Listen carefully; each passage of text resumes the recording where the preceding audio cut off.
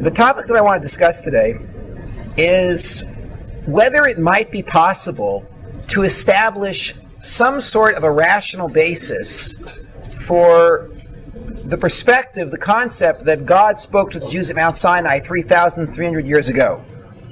The approach I'm going to take is based on some work that I did as an undergraduate. When I was an undergraduate at UCLA, my degree was in 17th century Christian literature. And my approach to studying these groups, I confess, was one of skepticism. That is, I approached every religion I studied with the assumption that it was not true. And my goal was to find a way to undermine the religions that I was studying. It was not the most objective approach. While I was doing my undergraduate work, I developed an algorithm. See, and this algorithm, I believe, enables you to unravel almost any religion on the planet in about a minute and a half. The way the algorithm works is this. When you approach a religious group and you say to them, why should I join your group? Invariably, they will give you a long list of the benefits that you can gain by joining their group. You can achieve a sense of internal peace, oneness with the universe, a front row seat in the next world, better professional life, better personal life. Each group offers its own list of benefits.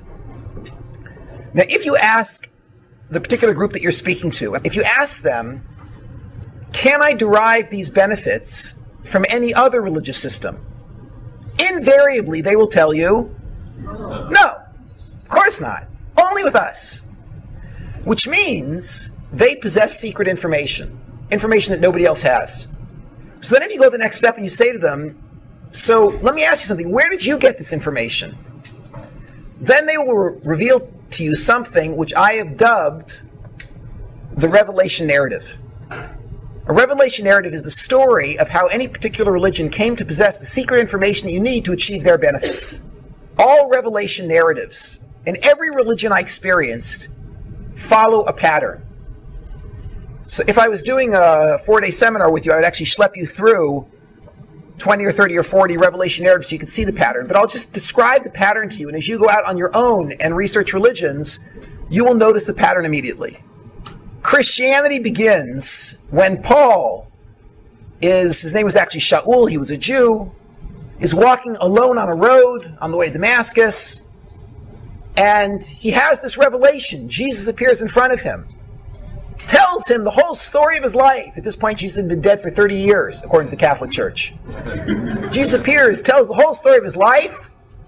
Shaul, the Jew, converts on the spot to become a Christian, changes his name to Paul, comes back from this lone walk and tells the world, I've discovered Christianity, and that's the beginning of the religion.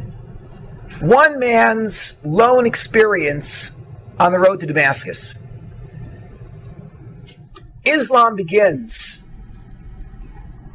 when Muhammad dropped to the ground in what looks like an epileptic fit, gets up from the ground, wipes the foam from his mouth, and explains that that was not an epileptic fit. Really, that was a prophecy. And this is what God told me.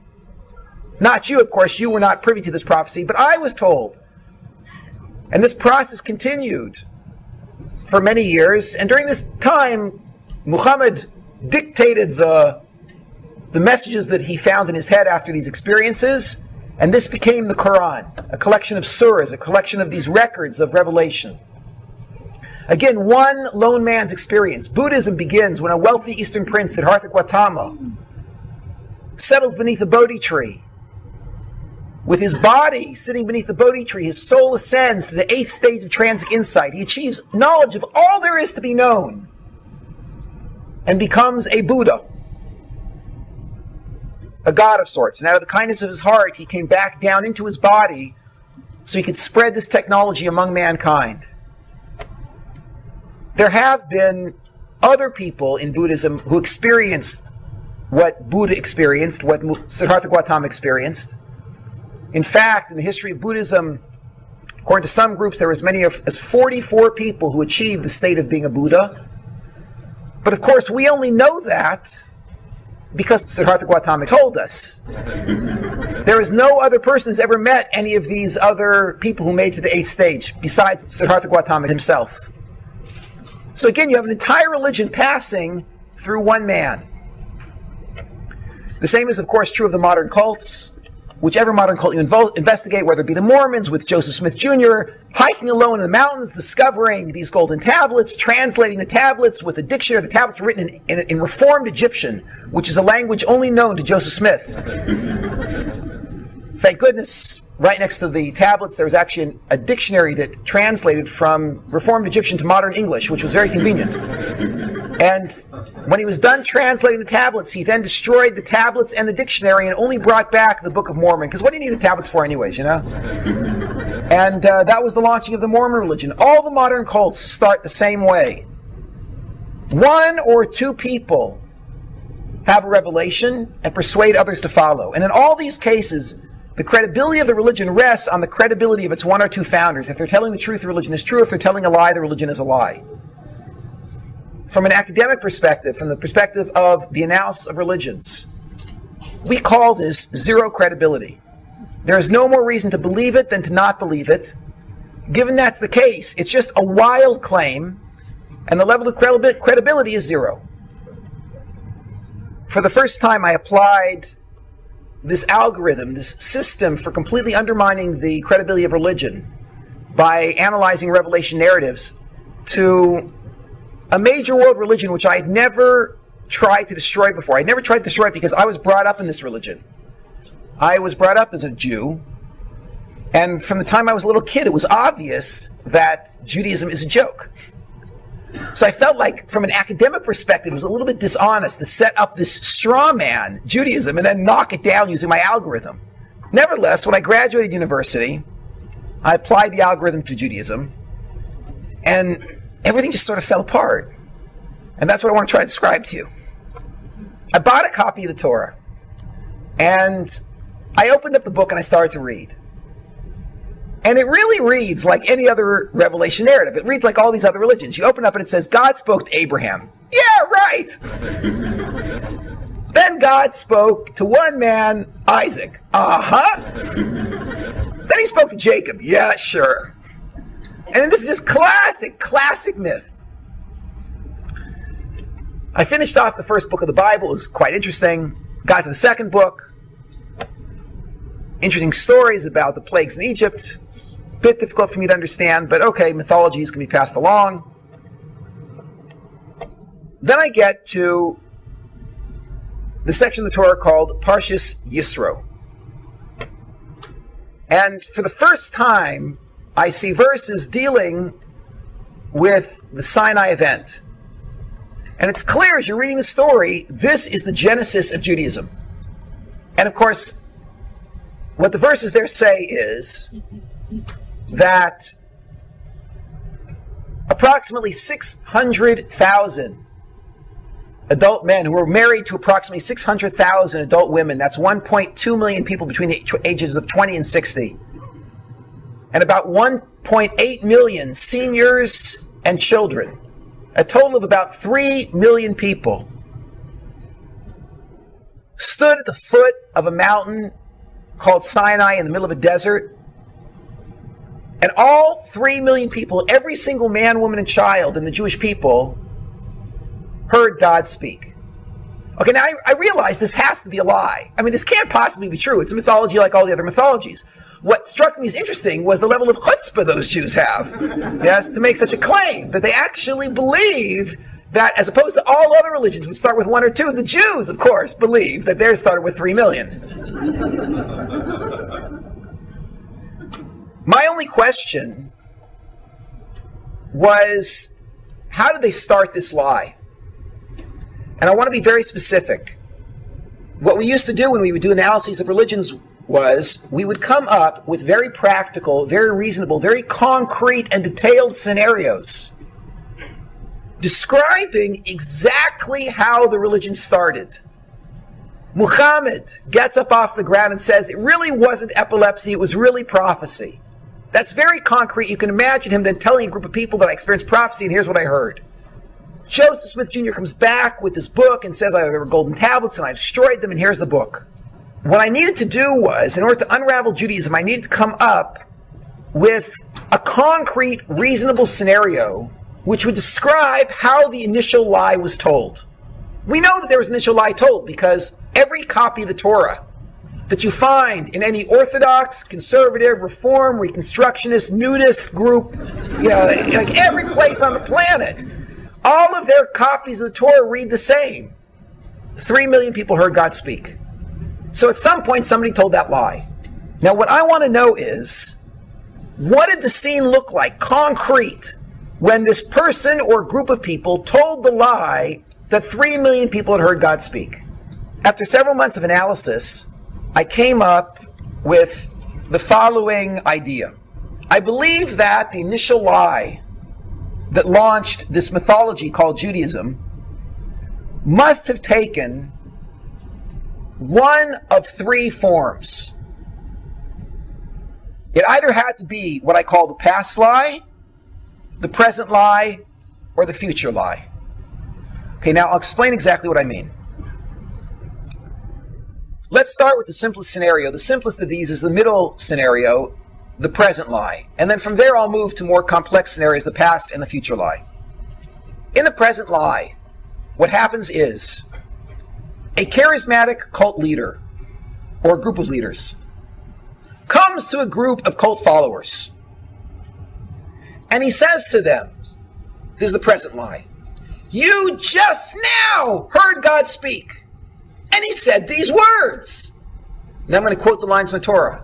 "You heard him say, 'I'm the Lord your God. You should have no other gods before me. Moshe, Moshe, come up to the mountain. I'll give you the rest of the Torah.'" This is what the Torah claims, that every single Jew heard these 3 things.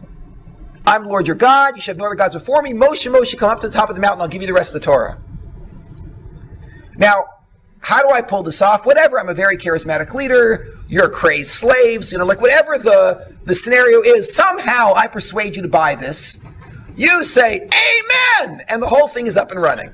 Okay. That's the present theory. We'll come back and do an analysis of this shortly. Let's move to past theory. Past theory works as follows. In past theory, I come to you and I say to you, "You heard nothing. 0. However, long ago, your ancestors stood at the foot of a great mountain in the Sinai desert. And there, they heard God speak. All of your ancestors were there. And they heard God say, 'I'm the Lord your God. You should know the gods before me. Moshe, Moshe, come up to the mountain.'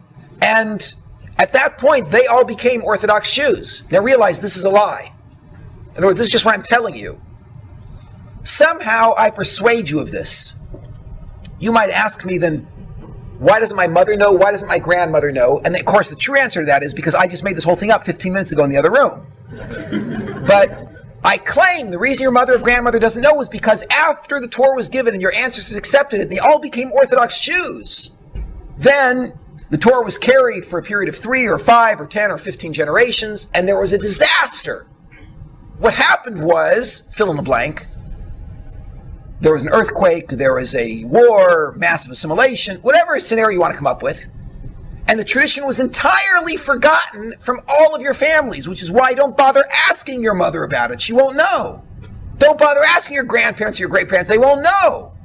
And now my name is not going to be Moses now. My name is Fred. I've come to give you back your tradition, your heritage, the Torah, which I think the ink is just about dry on, and then I hand it to you. There is present theory. The Sinai event just took place. There's past theory. The Sinai event took place long ago. There's one other possibility, and I'm including this just for the sake of completeness. The other possibility is what I call future theory. In future theory, I come to you and I say, you heard nothing and your ancestors heard nothing. However, someday, your descendants will sit at the foot of a mountain called Sinai. There they will all hear God speak. He will say these words, "I'm the Lord your God, you should know other gods before me. Moshe, Moshe, come up to the mountain." Moshe will then go to the top of the mountain, he will receive the Torah, and here I'm giving you guys an advanced copy. And then I hand you the book. Now, again, just for the sake of completeness, realize there cannot be another theory. Because since it says in every copy of the Torah on the planet, the 3 million Jews heard God speak at Mount Sinai, at some point somebody must have told that lie. When they told that lie, where did they place the Sinai event? The only possibilities are past, present, and future. Therefore, there cannot be another theory. What I want to do now is a very initial, superficial analysis of these three theories, pointing out what I consider to be light problems, not significant problems, with all three theories. And then I'm going to introduce you to what I call the bomb, which is a difficulty which I think unravels all three theories in one shot. First, the light problems. Let's start with present theory. In present theory, I come to you and I persuade you that you just heard God speak, and then I hand you the Torah and you accept it. Now, to appreciate why this theory is not accepted on any university campus, that is, there are no modern secular biblical critics who believe in present theory. And the reason is because of a small problem called Applewhite theorem. And I'll try to explain how this problem works. A few years back, there was a gentleman by the name of Marshall Applewhite. Marshall Applewhite was one of the most talented cult leaders in California history. And I mean, if you made it in California, you're doing good as a cult leader, yeah? And he started two small cults. These cults serially exploded because Applewhite suffered from terrible fits of depression. And after he started this first small group, he was very, very successful, was actually making a lot of money, had access to a number of women, which I think was also part of his goal. He slipped into this depression, and the whole thing fell apart. Then he started a second cult. That lasted for a couple of years, and then that fell apart as well. And then Marshall Applewhite pretty much disappeared off the face of the planet until he appeared in Rancho Santa Fe, California. This is down near San Diego, in the La Jolla area. And there he started a new cult. And the way the cult began was this. Marshall Applewhite had a vision, he claimed. He said that we don't have to live these lives of quiet desperation. There's a better life, a better place, and we can get there. We can get to heaven if we can just pass through Heaven's Gate. Marshall Applewhite told this vision over to a few dozen people, and 40 people actually joined his group. Marshall Applewhite then had a second vision. In the second vision, Marshall Applewhite saw that the only way to walk through Heaven's Gate is wearing black Nike tennis shoes. And all 40 members of the Heaven's Gate cult went out and purchased black Nike tennis shoes. Applewhite then had a third vision, 3 out of 4. And in this third vision, he explained that women are going to have a much easier time passing through Heaven's Gate than men. Because there is this one part of human anatomy that gets in the way of Heaven's Gate. So one night after this vision, he invited the entire group to this mansion that they had purchased in Rancho Santa Fe. He handed out bottles of chloroseptic spray. It's a very effective topical anesthetic. And the guys just a couple of spritches. Then they handed out X-Acto blades. And it was over very quickly. Every man who was a member of the Heaven's Gate cult just removed that one small piece of anatomy. And then they all felt much better. The group continued for a few more months. And then Marshall Applewhite had his final vision. I don't know if you'll remember, but a few years back, there was a comet that passed Earth called the Hale-Bopp comet. So the Hale-Bopp comet had a long tail, and at the end of the tail there was a little bobble. And there was a whole discussion among astronomers about what that bobble was. Was it another meteorite? Was it hot gases? What exactly was it? And Applewhite told the group that the bobble at the end of the Hale-Bopp comet is the spaceship that's coming to pick us up. And he had a meeting of the group. 39 out of the 40 members of the cult made it to that meeting that night. There was one member who didn't know what was going to happen, who couldn't make it that night. And Marshall Applewhite declared on video, in fact, they videoed most of the meetings, so we have great records of this group. Marshall Applewhite declared on video that the time had come to ascend into the spaceship, and the only way to ascend into the spaceship was to consume a lethal dose of phenobarbital and then tie a hefty plastic trash bag over your head. So on video, there were 39 members of the Heaven's Gate cult who declared their faith in Marshall Applewhite, consumed a lethal dose of phenobarbital, tied a plastic trash bag around their head, and laid down and died. At which point Marshall Applewhite, who was slipping into depression again at that time, said on the video, "Ha ha, what a joke." Then consumed the phenobarbital himself and laid down and died. The reason that you all, or many of you probably have heard of this group, I'm curious, how many have heard of Heaven's Gate? Yes, most, everyone in the room. The reason you've all heard of this is a total fluke. That this whole event happened to have happened 20 minutes from UC San Diego. And UCSD happens to have one of the best research departments on cults on the planet. And they dispatched a team from UCSD to follow the investigators around as they were cleaning up the mess at the Heaven's Gate cult. UCSD ended up doing this whole research project on Marshall Applewhite and his group. And what they discovered was this. Every single member of the Heaven's Gate cult had an undergraduate degree. There were many members of the Heaven's Gate cult who had advanced degrees, master's degrees, PhDs, JDs, MDs. These were highly intelligent people. More, they found that not one member of the Heaven's Gate cult had any record of psychological counseling before joining the cult. So there's one of two possibilities for this. One possibility is that these people are so not well that they didn't know to go get counseling. And the other possibility is that they were so well that they were not part of that 50% of the population in America that actually goes at some point to get counseling. So in order to clarify which was true, the researchers spoke with the families. And it turned out the families said that their relatives were completely normal, totally 100% stable before they joined this group. So you're talking about completely normal, psychologically stable people, well-educated, highly intelligent, who one day went nuts. People are gullible. And given a charismatic leader, they will believe anything, even something that asks them to act self-destructively. Clause A, people are gullible. They will believe anything, even something that asks them to act self-destructively.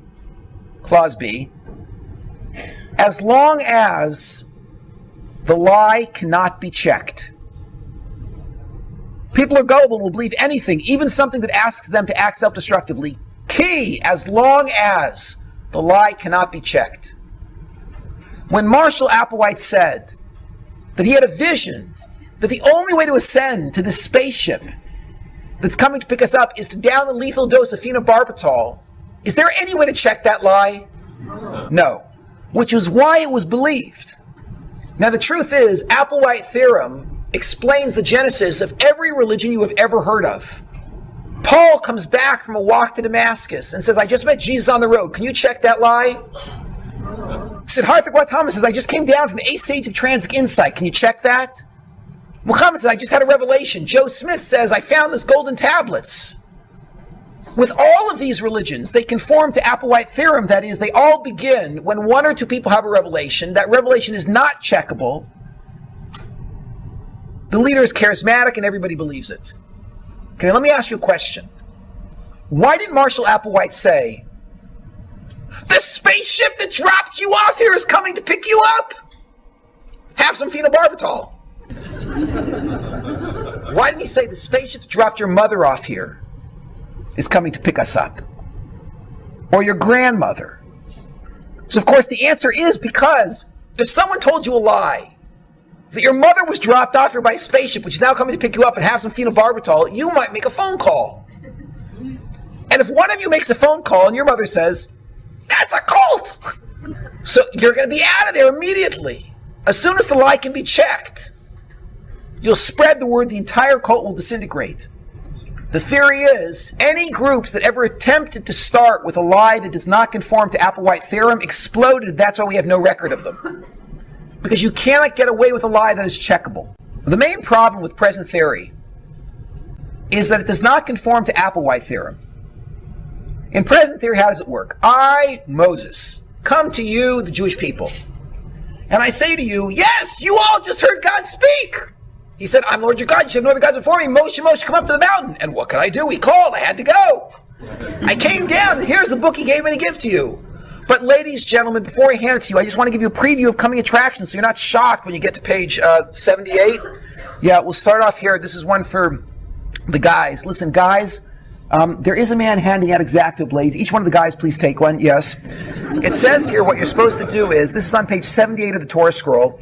It says what you do is you spread your legs, let's see, shoulder width apart. That's correct. Then hold the X-Acto blade, it says, in your right hand, and then with a smooth downward motion. Wow, like that. It's over very quickly. That was a man hyperventilating. Calm down. No, it's only the end you have to cut off. It's not the whole thing, yes? What do you mean, why should you do this? Well, the gods who you heard speak told me to tell you this. Now, ladies, gentlemen, can you imagine being a little bit, I'm sure the men can imagine, being a little bit hesitant to believe this?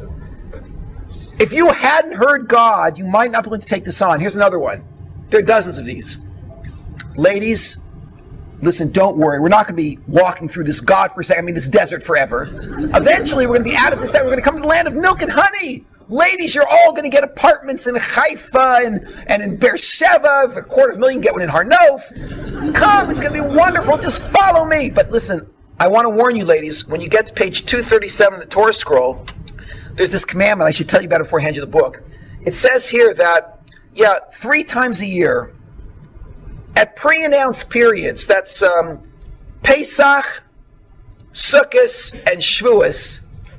So all of us able-bodied men, anyone of fighting age, we are all going to abandon you on the borders. And we're going to go up to Jerusalem and have a party. Oh, ladies, I know what you're worried about. You're concerned that perhaps the Egyptians or the Lebanese or the Jordanians or the Syrians are going to come pouring over the borders and rape, rob, and pillage. Ladies, don't worry. The God of you heard speak is going to protect you. Now you can imagine someone being a little bit hesitant. Here's one of my favorites. Ladies, gentlemen, listen. When you get to page 592 of the Torah scroll, realize this is going on 1200 BCE. Yeah, at this point, there's no electricity. There's no freeze drying. In those days, when there was a good crop, people lived. When there was a bad crop, people starved to death. So it says right here in the Torah, this is the book I'm about to hand you, that, once every 7 years, we're not going to plant. No, you misunderstood what I meant. You thought I meant that you'll plant the first year, and then you'll plant the second year, you'll plant the third year, the fourth, the fifth, the sixth, the seventh, and this way we'll rotate our crops, and the land will always be fertile. No, that's not what I meant. What I meant was, once every 7 years, none of us will plant. Isn't that a great idea? Because of Applewhite theorem, this is rejected in secular circles. In secular academic circles, this is considered to be a joke. Now, there are people who don't have a background in religions who try in some way to make this whole present theory fly despite the problem of Applewhite theorem. People come up, people who don't have a background, don't know what works and what doesn't work in human psychology, will say, they were a bunch of, crazed slaves, and there was, mass hysteria, and they were hallucinating, and whatever. They just believed what he said because they were all fools. If you're not actually experienced in the world of religion, come up with all sorts of crazy ideas of what will work. I'll never forget, one of my favorite theories was, he's the only person with a PhD I've ever met who actually believed in present theory, despite the problem of Applewhite theorem. I said to him, how can you possibly believe in present theory, given the problem of Applewhite theorem? He said, I'll tell you how it happened. He said, isn't it true that Abraham went to sacrifice his favorite son, Isaac? So I said, yeah, that's what the book says. So he said to me, Labe, would any normal person go to sacrifice their favorite son? Obviously, Abraham wasn't well. Now, isn't it true that Isaac, at the time of the sacrifice, was an adult? So I said, yeah, according to the book, it comes out he was an adult. And he says, and he cooperated? And I said, yeah, that's the indication from the book. It seems like he cooperated. He said, would any normal person cooperate and stretch out his neck so his father can slice it? Obviously, there was a developmental disability that was passed from Abraham down to Isaac. And it had a genetic component, and it went right into Jacob. Jacob passed it to the tribes. The tribes multiplied in Egypt. There was an entire nation of retarded people. Moses said to them, you heard God speak. And they said, we heard God speak. And that was it. The whole religion was up and running. So I said to him, listen, about you, I believe this. But how do you explain that the highest, per capita frequency of Nobel Prize winners comes from the descendants of the only known retarded nation in history?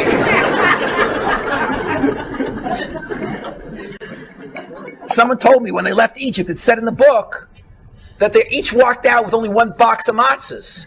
Now, even with the constipation factor, how long is that supposed to last? So they were starving. They were walking through the desert. Someone said, hey, there's mushrooms, let's eat! So, whoa, man, we are Godspeak! It's a national drug trip.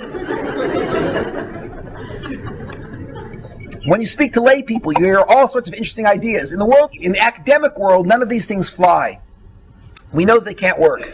But we know they can't work because of Applewhite theorem. But nevertheless, for the minute, any idea that occurs to you that might keep present theory alive, keep on the board. Because when I drop the bomb, that'll go too. One light problem with present theory is Applewhite theorem. Let's deal with future theory. Future theory is very problematic for the following reason. In future theory, I come to you and I say, you heard nothing. And your ancestors heard nothing. But someday God will speak to your descendants. Now, to appreciate the problem with this theory, let me show you a strength of past and present, and you'll see the weakness of future. Let's take present. I come to you and I say, you heard God speak. Let's say somehow I persuade you. What do you tell your children? 4 words. I heard God speak. What does your child tell his child? My mother and father heard God speak. What does your grandchild tell his child? My grandparents, my great-grandparents, my great-great-grandparents, my ancestors heard God speak. So you see, the present lie would create the sociological phenomenon that we find in the world today.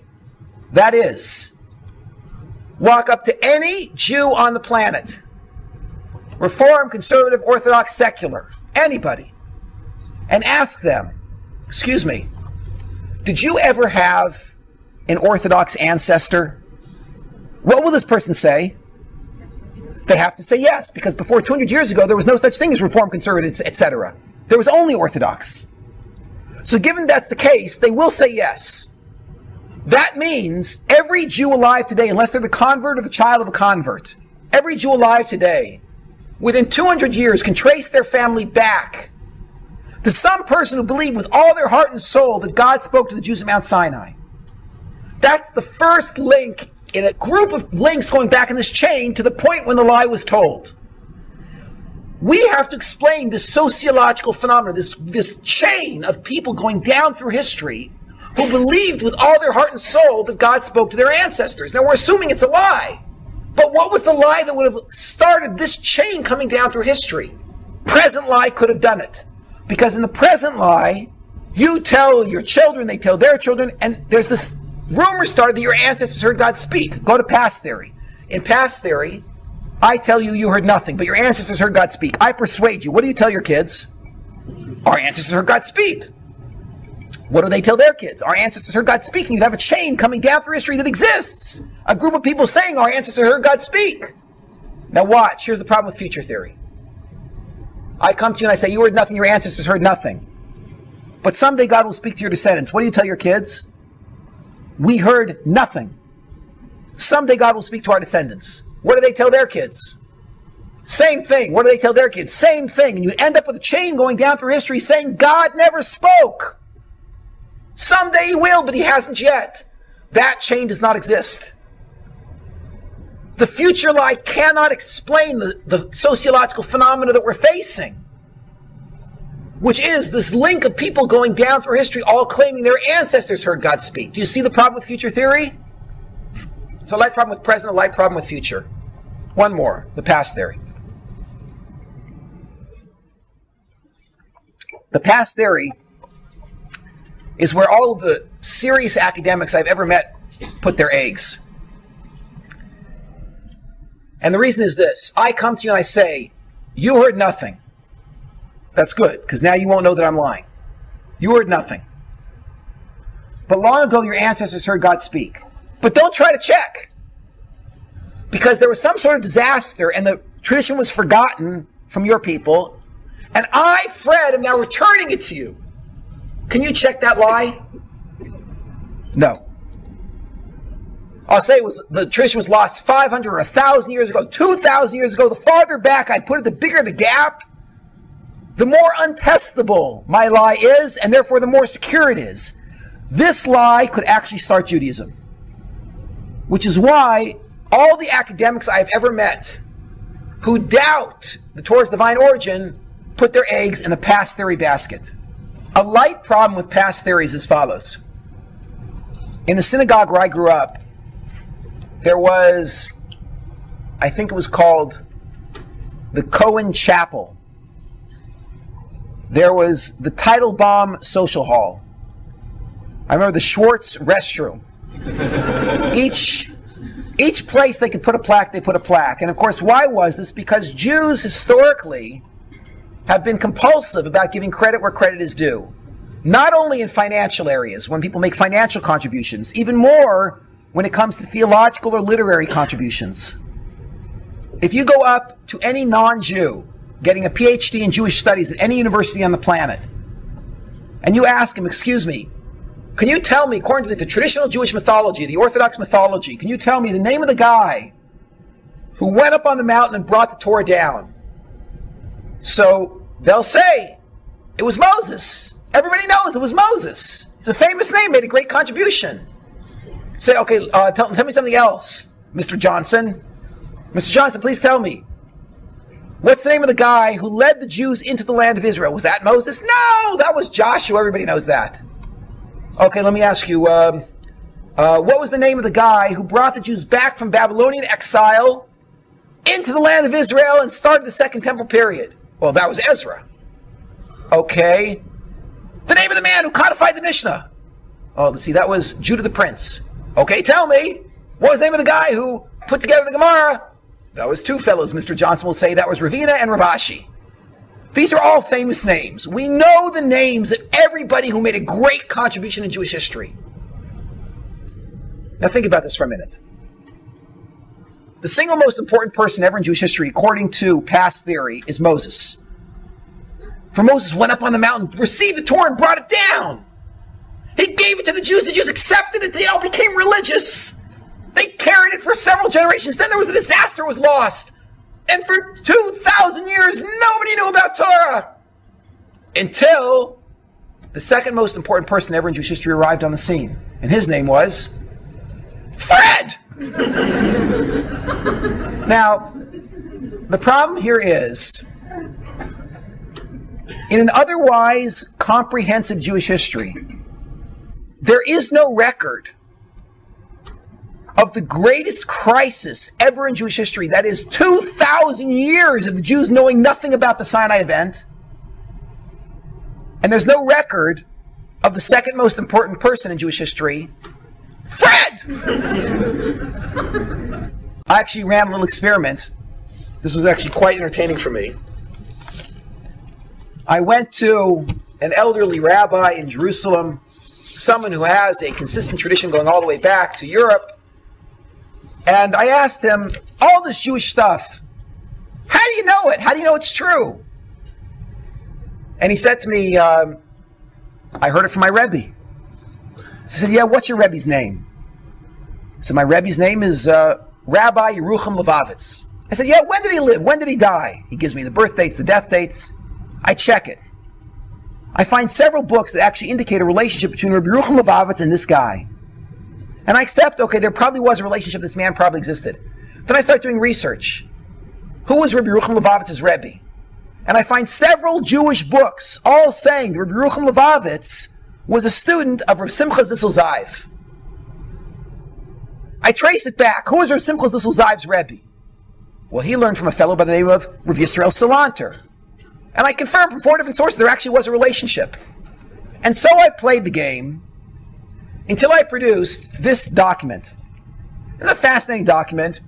On the bottom right is Rabbi Yerucham Levavitz, the Rebbe of the man I was speaking to. On the top left is Moses at Mount Sinai, with birth dates and death dates. Now, this is one of thousands and thousands of Torah traditions you could produce. Now, I'm not telling you, God forbid, that this is true. What I'm telling you is, this is what those Orthodox Jews believe. I got this from their sources. And what's strange is, every single year in a 3,300-year-old tradition is accounted for. There's no record of a gap. And there's no record of a man anywhere on this list who, after 2,000 years, brought the Torah back to the Jews. So one problem with past theory is, if it started when I told you that, yes, we just recovered from a 2,000-year gap and I afraid I'm restarting it, you might mention that to your children. And they might mention to their children, there would be such a record in Jewish history, and no such record really exists. Which made me question whether or not, in fact, Fred could have ever existed. So there's a light problem with present theory, the Applewhite theorem. There's a light problem with future theory. It wouldn't start the sociological phenomenon that we're looking at, which is a group of people moving down through history who believe that God already spoke to their ancestors. And there's a light problem with past theory. There's no record of Fred. But none of these impress me until I hit the bomb. And here I'm going to conclude. Imagine that I hold up for you a solid gold, 14-karat gold pen. And I show you that this pen is not only 14-karat gold, but it writes with 14-karat gold ink. So you say, Labe, that's a nice pen, but you're a Jewish teacher. Where'd you get one of those? So I say, you're right. On my salary, I can't really afford these. What I did was, I have this handy-dandy chemical equation, which enabled me to convert blue plastic into 14-karat gold. Alchemy, I did it. Here it is. Here's the formula. And you say to me, Labe, how interesting. Could I borrow that for a few minutes? And you run off with this thing, you copy it, and you hand it out to 50 groups of chemists and physicists to see if I was lying or if I told the truth. And you take this document, you give it to them all, and for 30 years, 3 times a day, these 50 groups of physicists try to reproduce my experiment to see if I was lying or telling the truth. And at the end of 50 years, they all come back, and they throw the paper on the table and they say it didn't work. Tell me, what do you conclude? Was I lying or telling the truth? I was lying. You're right. Now let me explain how you know that I'm lying. Because all of you accept as the fundamental principle of science, the backbone of the scientific method, that anything that is natural will happen more than once. I can't say I just got lucky. If it happened once, it will happen twice. And if you can't do it a second time, it's because it can't be done naturally. I did my work at UCLA on what we call North Campus. North Campus is where we deal with the humanities. I had friends on South Campus. On South Campus, everyone was well familiar with this principle of science. Anything that's normal happened more than once. On North Campus, we adopted the same principle. I have friends who are in the history department there. I know that some of you studied history. Within history, they borrow this principle that anything that's normal will happen more than once.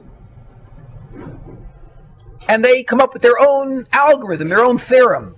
And that is 3 words. History repeats itself. And for anyone who's ever studied history, you know that it's true. Now, not in gruesome detail. There was never another Napoleon, and there was never another French Revolution. However, events like the French Revolution have happened over and over and over again in history, and men doing things generally like Napoleon did do repeat. That is, the generic themes happen over and over again. The itsy-bitsy details you don't see more than once, usually. We, in the study of religions, borrow the same principle. In fact, one of my assignments at some point was to try to isolate the minimal number of themes I could come up with, which would allow me to produce every revelation narrative, every religion on the planet. And I actually produced every religion on the planet with 25 puzzle pieces. That is, if you give me 25 themes, the themes that I specify, general themes, I can create any religion on the planet. There's the man who achieves great wisdom and then comes down and heals people. There's the person who becomes God incarnate, right? There's 25 themes. I can create any religion you want except for one. There's one religion I can't create. There's one unique claim which is not specific, which is generic. That is, only once in 4,000 years of recorded human history was there ever a group who said, quote, God spoke to a group of people. Doesn't have to be 3 million in the science. God spoke to a group of people. That only happens 1.5 times in human history. Once by the Jews, and once half a time in another case I'll describe momentarily. How does this work now? Let's apply the theorem. Let's say you come to me and say, I'll tell you how it happened. It was a national drug trip. So I say, great, gosh, why didn't I think of that? A national drug trip, that could do it. Let me ask you something. Is a national drug trip a natural event? Now you want to defend your theory. So you say, yeah, it's natural. I say, let me ask you a second question. Do natural events happen more than once? You say, yeah, of course. I ask you a third question. Did that ever happen again? Was there ever another group in history because of a national drug trip all thought they heard God saying the same words? You say, no. Then I say, then that's not natural. You say, oh, wait, I'll tell you what happened. It was an evolving mythology. They first said it was one person heard God speak, then 10 people, then 5 generations later it was 100 people, then 50 generations later it was 10,000 people, then it was a whole nation. I say, wow, why didn't I think of that evolving mythology? Let me ask you something. Is it natural for mythology to evolve that a group of people heard God speak? You say, yeah, that's natural. I say, oh yeah, let me ask you something. Do natural things happen more than once? You say, yeah. I say, did that ever happen again? No. Then I say, then that's not natural. You say, okay, I'll tell you how it happened. It happened this way. And you come up with any theory you would ever hear ever in your life. Anything you'll ever think of when you leave here, any challenge anyone ever throws at you. And think of Kellerman saying, can I ask you a question? This theory you just came up with, is that natural? The person says, yeah, that's natural. You say, question number 2, do natural things happen more than once? Sure. Did that ever happen again? No. Well, then it's not natural. And any theory anybody ever comes up with will fall apart as you apply this analysis. Now there's a potential counterargument which I'll just go over very quickly. Someone could say like this, it's a natural event, but extremely unlikely. So unlikely that it's only happened once so far in 4,000 years. But it could happen again any second. And it is natural, just so outrageously unlikely that it hasn't happened yet since that one time. So just to borrow from statistical theory for a minute, we can say this in layman's terms or in mathematical terms. If the odds of an event taking place naturally are 1 in a million, what are the odds the event did not take place naturally? That is, what is the odds the event is somehow rigged? 999,999 out of a million. What are the odds of me taking a couple of dice, throwing the dice onto the table, and I tell you I'm the luckiest guy in the world, watch this, I throw the dice onto the table and boom, double sixes pop up. What are the odds that would happen? 1 in 36. 1 in 36 that I'll get double sixes. Now, let's say I tell you, oh, that's nothing. You want to see really lucky? I take the dice, pull them back again, boom, throw them again, and they come out double sixes a second time. What are the odds of getting double sixes twice in a row? So the odds are 1 in 1,296. Now, if I threw double sixes twice in a row, how many people in this room would believe, in fact, I'm the luckiest guy in the world? Okay, a couple of people. Now, I then throw the dice a third time and say, oh, that's nothing. Watch this, right? I toss them again. Boom, poof. Double sixes 3 times in a row. The odds of getting double sixes 3 times in a row are 1 in 46,656. There is now a 1 in 46,656 chance these dice are not loaded. And there is a 46,655 out of 46,656 chance that these dice are loaded. How many people in the room believe I'm the luckiest guy in the world? I throw the dice a 4th time, and I get double sixes, and I tell you I'm really incredibly lucky. The odds of that happening are 1 in 1,679,616. At this point, how many people believe that I'm just incredibly lucky? Raise your hand. Oh, good. A few guys still. Fine. Okay, now, I throw the dice another 100 times in a row, getting double sixes. At this point, the guy behind the craps table has called the police. And I'm just telling them I'm really, really lucky, yeah? Okay. When I'm up to 175 double sixes in a row, so the police are putting on the handcuffs and they're dragging me out of the room, and I keep saying, guys, what's the problem? There is a 1 in 14,560,000,000 chance that I could have just gotten lucky. Why are you doing this to me? And when I'm standing in front of the judge, I say to him, look there is a 1 in trillions chance. And the reality is that if any of you ever witnesses an event, and the odds of that event taking place naturally are 1 in trillions, then you would have to be crazy to believe that event just took place naturally. And that's why the judge doesn't believe it. I say, listen, there is a 1 in trillions chance. He says, my friend, you're going to see 30 years in prison now. But there's a 1 in trillions chance, but no rational person believes that. The exact same thing is true here. If it is outrageously unlikely that a natural event led to the Jewish belief that God spoke to the Jews at Mount Sinai, then it must be outrageously likely that it was not a natural event, but a supernatural event, a miracle, which actually created this mythology, or actually the story.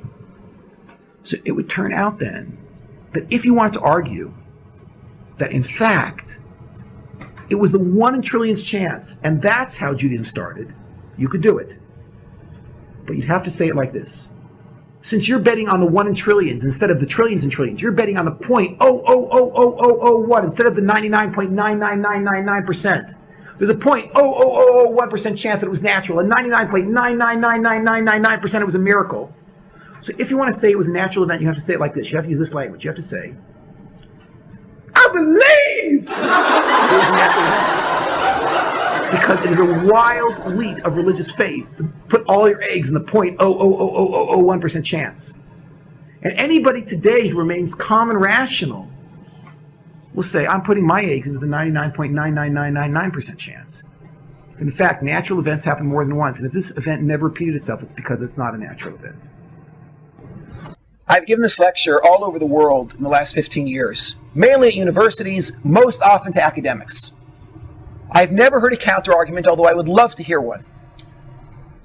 In a lecture now it's going back about 7 years ago, I mentioned in the lecture that I felt there were holes in my qualifications to give this lecture because although I've traveled in many countries, I've never had the opportunity to visit India, and the oldest pagan group on the planet happens to be in India.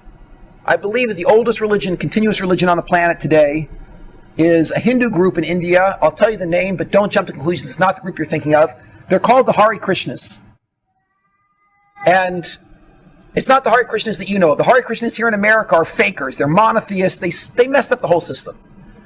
The original Hare Krishnas in India, they're polytheists, the original polytheists. They were probably the same sort of religion that Abraham was watching when he was growing up. Once after a lecture, a fellow came up to me in Jerusalem, and he said to me, did you know that Hare Krishnas opened an outreach center in Tel Aviv? I said, it's not possible. They don't do this sort of outreach, and they would never come to Israel. It's got to be the American Hare Krishnas. She said, no, it's the original guys from India. I know it's the original guys from India. So I checked it out. I ended up meeting with basically the director of outreach for their group. And sure enough, they were the original Hare Krishna from India. And the guy's name, I can't tell you his name for reasons you'll understand in a minute, but the guy's name sounded like Shrewdlou Goldberg. So, no, he was not a Baal Tshuva of sorts, yes? He was actually a from birth Hare Krishna. His parents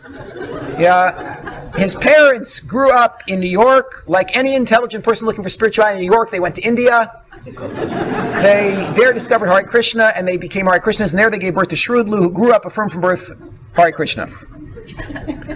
When they needed to send a team to do outreach in Israel, they picked Shrewdlou Goldberg to be the man. So he came, and I'm sitting with him, and I said, Shrewdlou, let's cut to the chase. I just want to know, what's your revelation narrative? Shrewdlou says to me, oh no, Mr. Kellerman, that's not how we do things. Okay, so I had to adjust a little bit. I said, okay, Shrewdlou, how do we do things? Shrewdlou says to me, here we share. He says, Mr. Kellerman, first you tell me your revelation narrative. It's like, this is unbelievable. Shrewdlou Goldberg wants to hear the Jewish revelation narrative. I just loaded my rifle and fired with both barrels, The poor guy, for an hour, I told him the entire lecture that I've told you. Didn't mean to come to, drag some Jew back to his heritage, but what can I do? God brought me here, The man is calmly listening to me. He doesn't seem, moved at all by anything that I'm saying. At the end of an hour, I said, so don't you see, Shrewdlou, Judaism is true. Your religion is true. So Shrewdlou looks at me and says, Mr. Kellerman, while it might be true that your religion is true, our religion, Hare Krishna, is also true. I exploded. I said, Shrewdlou, you can't know that yours is true. Ours you can know. Shrewdlou says, no. We can also know that our religion is true. I said, how? He says, we also have a mass revelation. And what bothered me was the man was so sincere. And I said to him, what are you talking about? And he says, haven't you ever read the Bhagavad Gita? And I said, you're darn right I've read the Bhagavad Gita. It's a famous Hindu tract. It's about a battle between two peoples. He says, Mr. Kellerman, at the battle of the Bhagavad Gita, how many people were present? There were 3 million. He says, yes, Mr. Kellerman, and we have an oral tradition that at the battle of the Bhagavad Gita, our chief god, Krishna, descended in the sight of all 3 million people. He spoke to them and all 3 million people dropped dead just like your people at Sinai. So I turned white. I didn't know what to say. I was trying to picture, how am I going to look in a toga?